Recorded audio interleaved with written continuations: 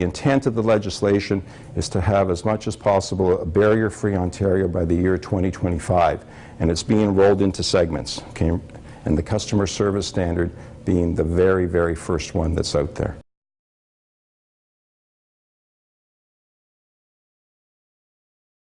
We're one of the first jurisdictions in North America to move to a standards-based system where what it is they're setting a standard, and then folks and businesses and organizations are asked to meet the standard. So it's more of an education, come meet the standard, as opposed to a complaints-based system.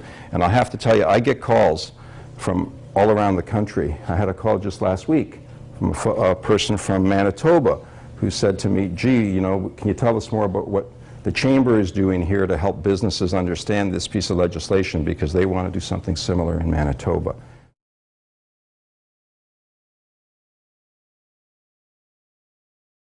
You know, they had a choice when they were creating this act. They could either develop a new definition or they could use the definition that's in the Ontario Human Rights Code. They chose to use the definition in the code, and I'm just going to read some of it to you.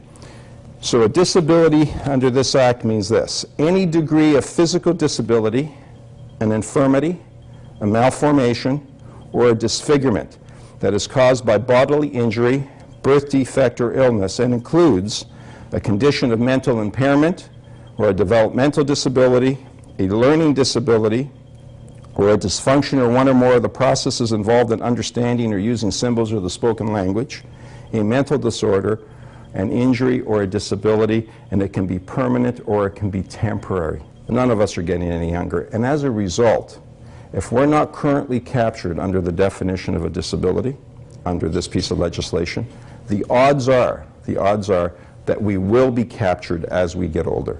And the reason is as we get older, what happens to us? Our eyes aren't as good as they used to be. Our hearing isn't as good as it used to be. Our mobility isn't as good as it used to be. So different things happen, our senses change, so if we're not already captured, we will get captured. The odds are probably pretty good because it's quite a broad definition.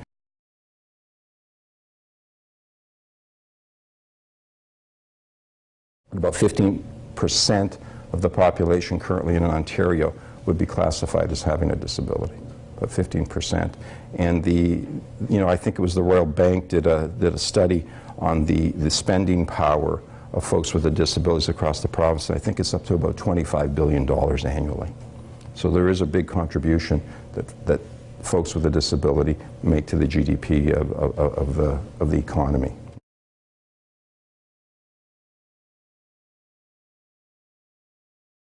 Should we break down barriers because it's a good business thing to do, okay?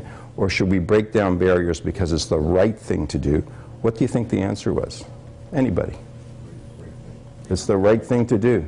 That's the majority of business across Ontario that were polled, and that 1,000 survey said it was the right thing to do. And that speaks well to us as a community and speaks well to us as a society.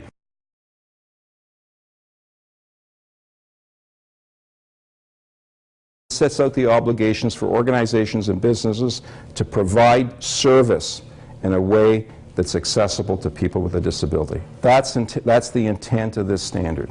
Okay, so to provide service to folks with a disability. The goal of the standard is to eliminate attitude and procedure barriers that prevent people with a disability from getting that equal access to goods and services.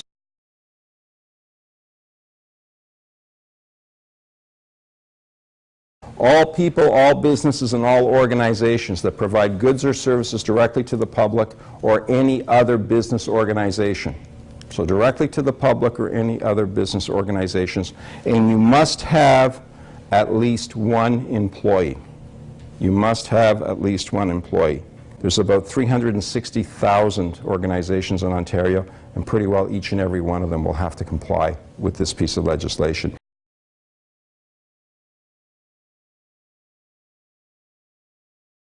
As to the type of obligation you have under this piece of legislation, if you have 20 employees, it goes slightly higher. If you have 1 to 19 employees, there's a slightly lower obligation. This is how you have to count your employees. All full-time, all part-time, all seasonal, all contract employees, regardless of status, must be counted in that count. Okay, so all full-time, part-time, seasonal, and contract employees must be counted in that count.